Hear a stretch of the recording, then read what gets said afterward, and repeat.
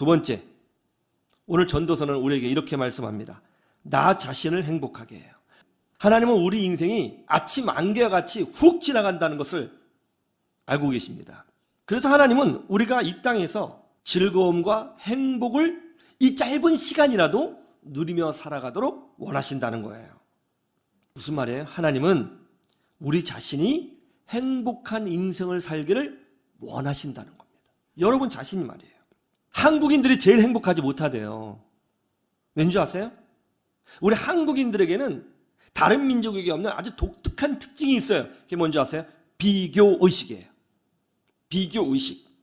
제가 아는 분이 서울의 한 명문대를 졸업했어요. 누가 봐도 좋은 학교입니다. 근데 자신은요, 자기가 나온 학교가 너무너무 싫다는 거예요. 왜 싫으냐고 했더니 자기 친구가 서울대 나왔대요. 진짜요. 그래서 그 친구를 만나면 너무 화가 난다는 거예요. 열등감이 느껴지고 말이죠. 한국인들은요, 비교의식에 잘 빠져요. 남들과 비교해서 좀 우월하면 행복하고요. 남들과 비교해서 못하면 행복하지 않는 거예요. 어린아이들도요, 이런데요. 너네 집 몇 평이야? 너네 집 어디야? 이걸 물어본대요. 이게 뭔 일이에요, 이게? 한국인들은요, 자기에게 에너지를 쏟지 않고 남을 보고 살아요. 저 사람이 무슨 차를 탔느냐, 저 사람의 학벌이 뭐냐, 저 사람이 뭐라고 얘기하느냐, 저 사람이 어떻게 하느냐, 그거에 신경 쓰며 사는 거예요. 아니 왜 예수 믿으면서 남 신경 쓰며 살아요? 저 집사님이 이랬다 저랬다, 저 권사님이 이랬다 저랬다. 아니 그런 것에 관심 갖지 마세요. 왜 남한테 에너지를 쏟아요? 남한테. 짧은 인생인데 자기 자신한테 에너지를 쏟아야죠. 여러분이 쏟는 에너지가 시간당 10만 원이라고 하면 남한테 쓸 거예요? 자기한테 에너지를 쏟아야죠. 여러분 자신한테 에너지를 쏟으세요. 남한테 신경 쓰지도 마세요. 그 사람이 이상한 소리를 하든 부정적인 말을 하든 남을 욕하든 신경 쓰지 마세요. 그러든가 말든가. 왜 그 신경 써요? 신경 쓰지 마세요.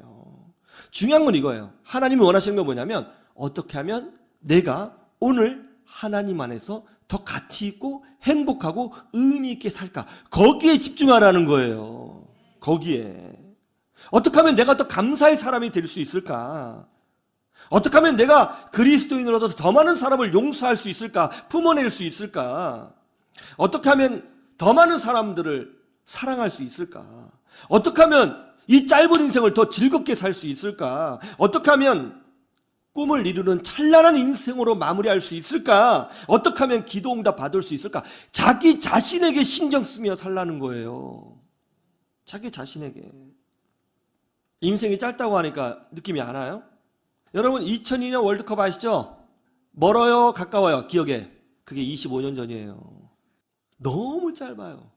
이 짧은 인생 나한테 에너지를 쓰셔야지.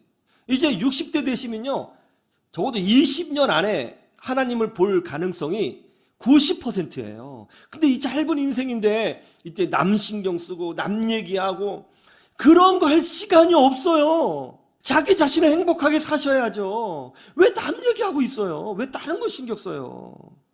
오늘 설교 제목, 너무나도 짧은 인생 즐겁게 살아야 한다. 이것은 흥청망청 살라는 것이 아니죠. 하나님을 기쁘시게 함으로 영적인 기쁨이 충만한 인생을 사시고 남에게 신경 쓰는 인생이 아니라 자신을 더 소중히 여기고 그래서 감사의 인생으로 자신의 인생을 의미 있게 만들어 가라는 거예요. 왜냐하면 이제 15년 남았고 20년 남았으니까요. 중요한 건 여러분 자신이에요. 여러분이 훨씬 더 소중한 거예요. 왜 가장 소중한 여러분 자신을 놔두고 남에게 에너지를 쏟으며 사냐고요. 여러분을 더 복된 존재로, 더 행복한 존재로, 더 의미 있는 존재로, 더 아름다운 존재로 만들어 가시는데 에너지를 쏟으셔야 될 줄로 믿습니다. 그리고 하나님의 은혜와 축복을 누리세요. 그리고 기도하세요. 더 큰 기쁨과 은혜와 축복을 부어달라고 여러분을 위해서 기도하세요. 그것이 하나님의 뜻이라는 거예요. 맨날 불평불만했던 한 직원이 있었어요. 그러다가 해고를 당했어요. 그렇죠. 맨날 뭐 짜증내고 불평하고 그러니까 잘리죠. 근데 이분이 너무 화가 나가지고 총을 들고 회사에 찾아가려고 했었습니다. 근데 총이 없었죠. 이후 다른 직장에 들어가려고 했는데 들어가지 못했어요. 자기 자신이 초라하게 느껴졌어요. 자살을 시도했습니다. 실패했어요. 그러던 와중에 한밤중에 아내가 자기를 위해 눈물을 흘리며 기도하는 모습을 보고 아내의 손을 잡고 교회에 나가기 시작했습니다. 그 후 신앙생활하면서 자기를 잘랐던 그 회사의 사장님, 자기를 힘들게 했던 그 직장 동료를 용서해달라고 기도하기 시작했어요. 그런 기도를 하면서 정말 성령의 은혜를 누렸고 그들을 용서하면서 마음이 편해지는 것을 경험했습니다. 마음이 편해지니까 얼굴에 미소가 돌아왔어요. 그러자 사람들이 인상이 좋다면서 이분을 좋아하기 시작했습니다. 그리고 주택 건축 현장에 나가서 일을 했는데 나중에는 목수일을 배워서 이제 일을 하게 되었고 그리고 건축 사무소까지 차리게 되었어요. 그리고 이제 열심히 작은 사업을 진행하게 되었는데요. 먼 지역에서 자재도 띄워오고 뭐 설계하는 사람 만나고 하면서 여기저기를 돌아다니게 되었는데요. 돌아다닐 때마다 느낀 것이 뭐냐면 가는 숙박업소가 너무 불편한 거예요. 좀 좋은 호텔에서 묵자니 너무 비싼 거예요. 하룻밤에 뭐 몇십만 원. 좀 후진 데 가서 자려고 했더니 너무 후져요. 뭐 출장 가는 게 너무너무 힘든 거예요. 그래서 이제 본인이 이제 기도를 하면서 이런 생각을 한 거예요. 값도 저렴하면서 수준이 아주 좀 좋은 그런 숙박업소가 있으면 좋겠다. 그런 호텔이 있으면 좋겠다 생각을 하면서 그런 생각을 주변 사람들한테 얘기했더니 주변 사람들이 네가 해. 우리가 도와줄게. 우리가 투자해 줄 테니까 한번 그런 숙박업소 만들어 보세요. 라고 한 거예요. 그래서 이분이 기도해가지고 그런 숙박업소 호텔을 세웠어요. 근데 이 호텔이요. 미국에서 엄청나게 인기가 좋은 호텔이 있었어요. 미국 전역에 이 호텔이 다 세워졌어요. 한국에도 세워졌어요. 일본에도 세워졌어요. 전 세계 이 호텔이 다 세워졌어요. 어떤 호텔인지 아세요? 홀리데이 인 호텔이에요. 이분이 호텔을 세우면서 원칙을 세웠어요. 도박장, 술집은 호텔 밑에 절대 두지 않는다. 그리고 객실마다 반드시 성경책을 둔다. 미국 최고의, 세계 최고의 호텔이었습니다.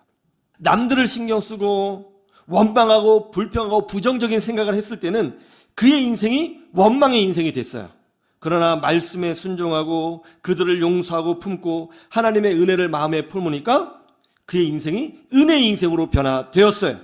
그리고 사람들이 그를 좋아하게 되었습니다. 그 결과 세계 최고의 호텔을 세우는 하나님의 축복을 누리게 되었습니다. 하나님은 여러분을 사랑하십니다. 하나님은 여러분의 인생이 복된 인생이 되기를 원하십니다. 왜냐하면 인생이 너무 짧거든요. 너무 짧거든요. 영적으로, 내적으로 즐겁게, 행복하게, 아름답게 여러분의 인생을 만들어 가세요. 하나님을 기쁘시게 하는 삶을 사시기를 주님의 이름으로 축원합니다. 자기 자신에게 에너지를 쏟는 더 복된 인생이 되기를 주님의 이름으로 축원합니다.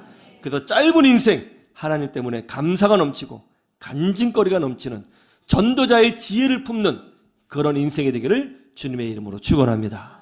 축원합니다.